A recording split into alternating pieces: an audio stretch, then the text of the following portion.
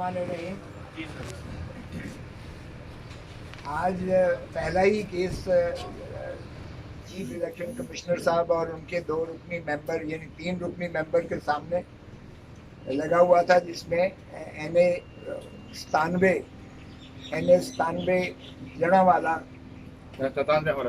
तांदलिया वाला जो कि डिस्ट्रिक्ट फैसलाबाद लगता है, जो हमारे पाकिस्तान तहरीक इंसाफ के सादुल्ला खान बलोच जो है वो वहाँ से मुंतखब हो चुके हैं, जिन्होंने हल्फ भी ले लिया है और जो इस वक्त पार्लियामान का हिस्सा है।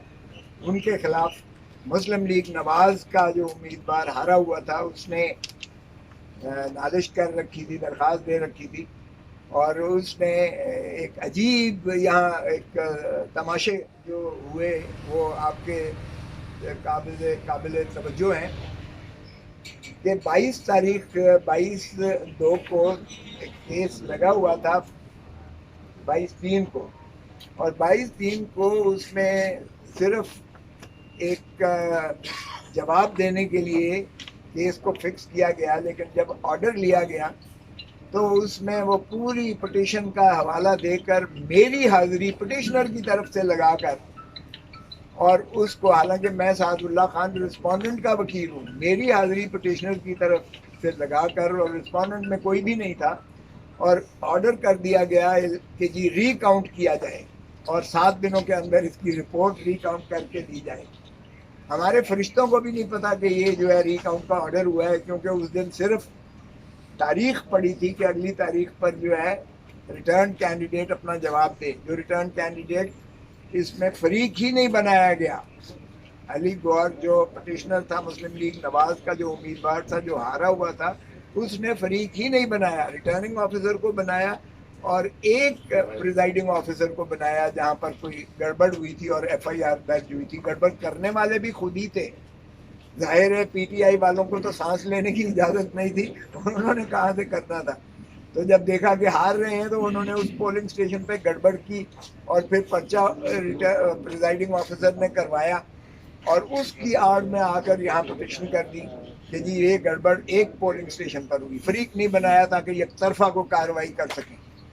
और फिर जो है 14 तारीख को कोई पेश ही नहीं हुआ, बजाय इसके कि उसको खारिज कर दिया जाता।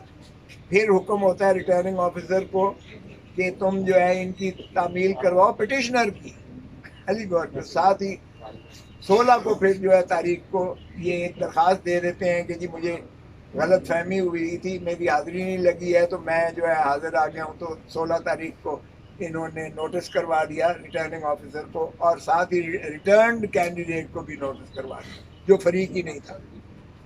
और उसके बाद 22 की तारीख पड़ी। 22 को पहली मरतबा जो है रिस्पोंडेंट की तामील हुई। उसने वकील रख के कहा कि मुझे जवाब देने के लिए मैंने ये पिटीशन नहीं देखनी है और मैं जवाब देने के लिए टाइम दिया जाएगा।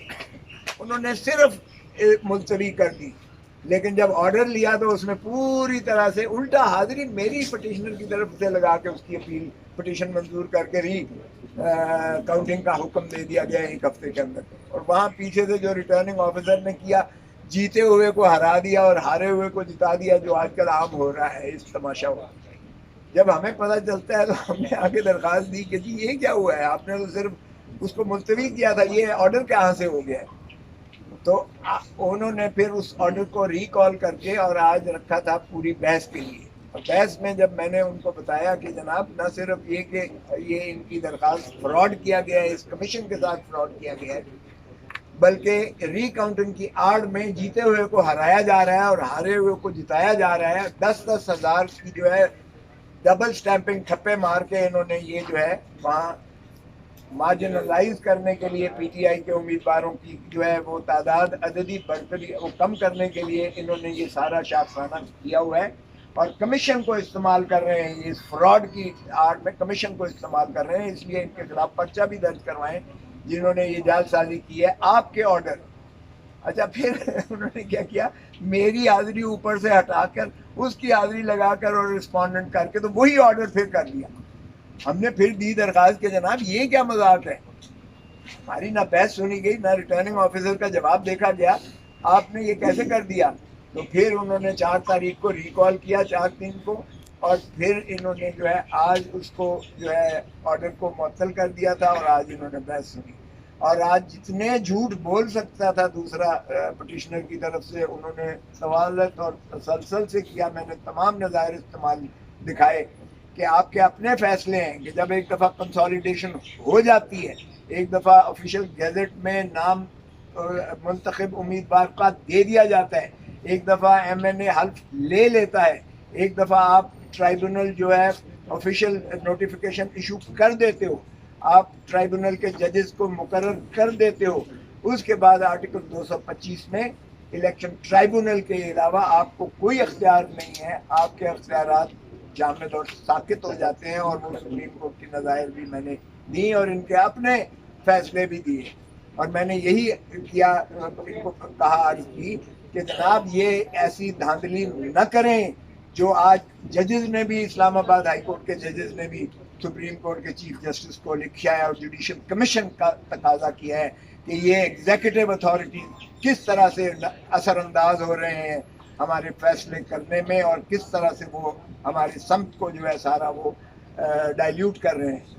तो बाहर कैफ उन्होंने आज बहस दूसरे फरीक की भी सुनने के बाद फैसला महफूज किया है।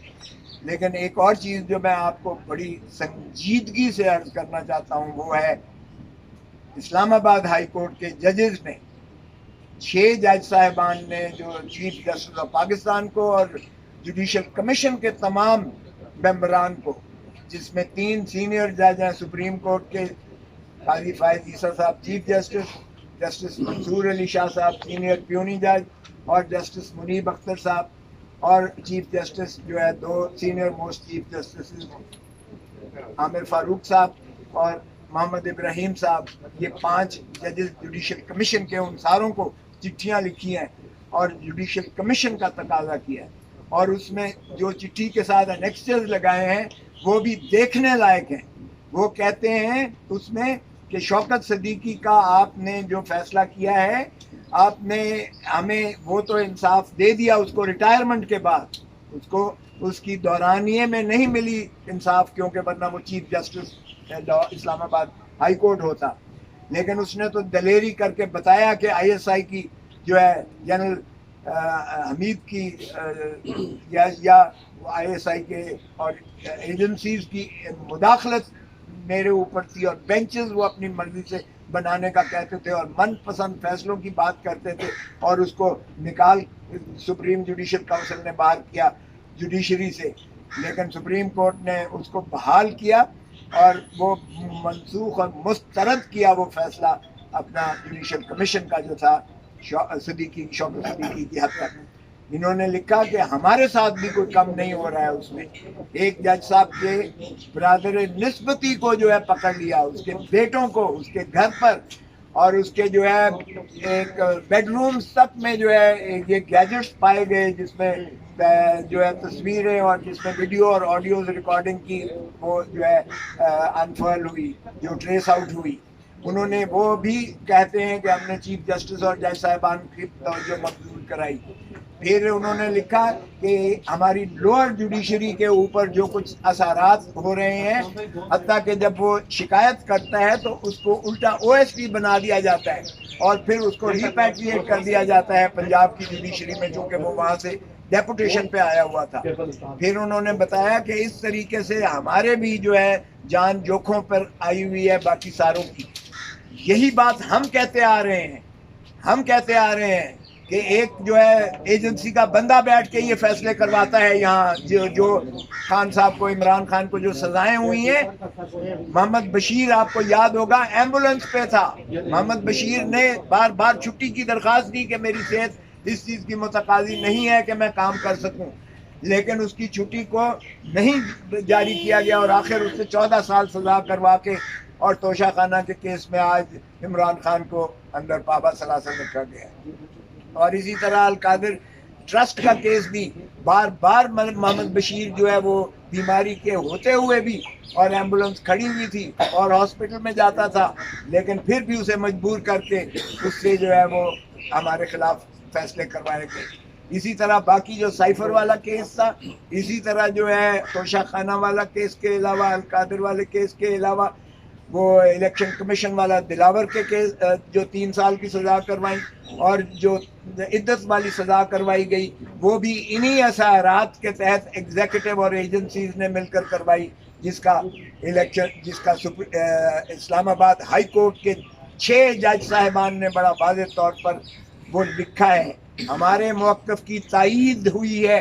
इमरान खान की सज़ाएं इन्हीं असरात के तहत जो है एग्जीक्यूटिव और एजेंसीज ने ये करवाई हैं और हावी होकर करवाई हैं। तो मैं कहता हूं कि सुप्रीम कोर्ट खुदारा अब 45 साल मत लेना कि भुट्टो का ट्रायल जो है वो गैर आईनी था और वो जो है ड्यू प्रोसेस को फॉलो नहीं किया गया। आप जुडिशल कमीशन या कमीशन आपके पास खुद सारी हाई कोर्ट मांग रही है, इस्लामाबाद हाई कोर्ट। मैं यकीन से कहता सकता हूं कि यही असरात जो है